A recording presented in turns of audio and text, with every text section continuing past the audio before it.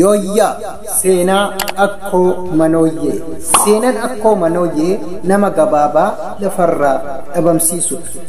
Mee hanga dhumaatti na hordofaa. DDO miidiyaatiif like, share, subscribe gochuulee hin dagatinaa. Seenaa kanaa gara seenaa haa ceenu. Seenaa mootittii akkoo manooyyee. Ummanni Oromoo Gujii hundeeffama sirna bulchiinsa gadaatiin dura bulchiinsi mootittiin bulaa ture akka dabarsanii manguddoon agarsiisutti barri bulchiinsi mootii bara moototaa dhiiraa fi dubartii jedhamuun bakka lamatti qoodamee jedha. Bulchiinsi mootii barri inni ummata bulchu eegale hanga ammaatti kan jedhamee wanni beekame hin jiru.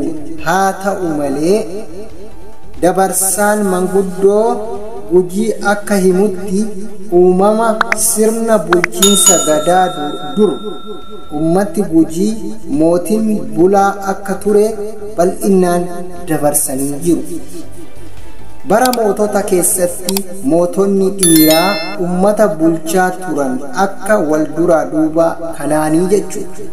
Tokkoffaa Durii Dulloo, lammaffaa Duyyoo Kullee, sadaffaa Barraaqoo Dooyyoo, afraffaa Bullee Adalaa, shanaffaa Baabbelloo Baddee yookaan Looxee Baddee, jahaffaa Baabboo Baasuu, torbaffaa Maanyaa Buccuqqaa, saddeettaffaa Waayyuu Namoo bulchiinsa dhiiraa kan ta'e isaan kanniin.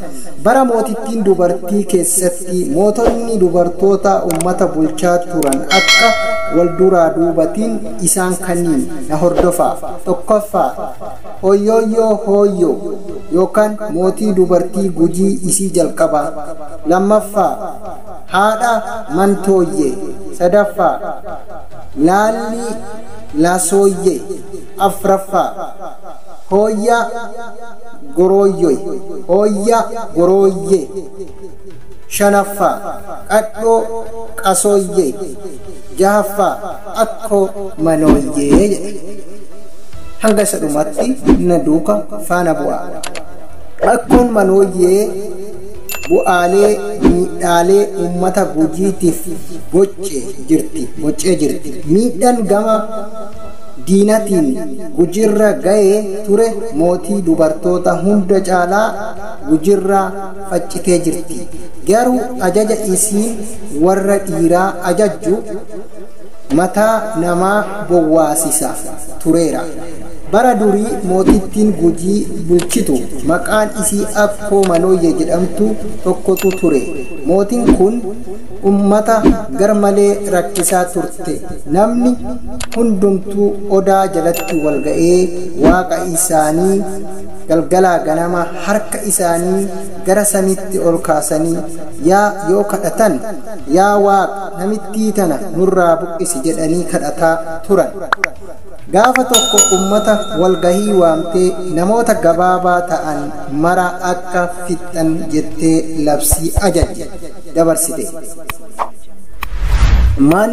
Mannii fi jechuun ummanni isii gaafannaan namni gabaabaan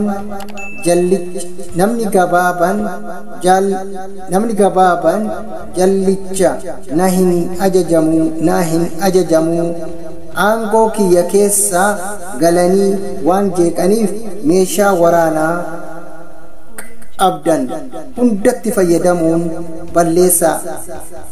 balleessaa jettee ajaja dabarsite. Galatoomaa namni gabaabaan dhumuu qaba jettee Akkoo Manooyyee waraana qabdan fayyadamaa jechuun ummata gabaabaa akka lafarraa fixxu gootee jirti. Kana malees seenaan isii baay'ee jajjabaata. Mana samii hanqisii dachii hanqisii naa ijaari jechuun dubbattee kan turte. Gootittiin tun miidhaa uummatarra garmalee kan qaqqabsiifte yoo ta'u, uummanni kadhannaa gara rabbiititti ol iyyatuun nurraa ajjeesi nurraa buqqisi jedhaa kan ture yoo ta'u seenaan kun baay'ee na ajaa'ibsiise. Galatoomaa warri viidiyoo kana argitan laayik sheer gochuu hin dagatinaa.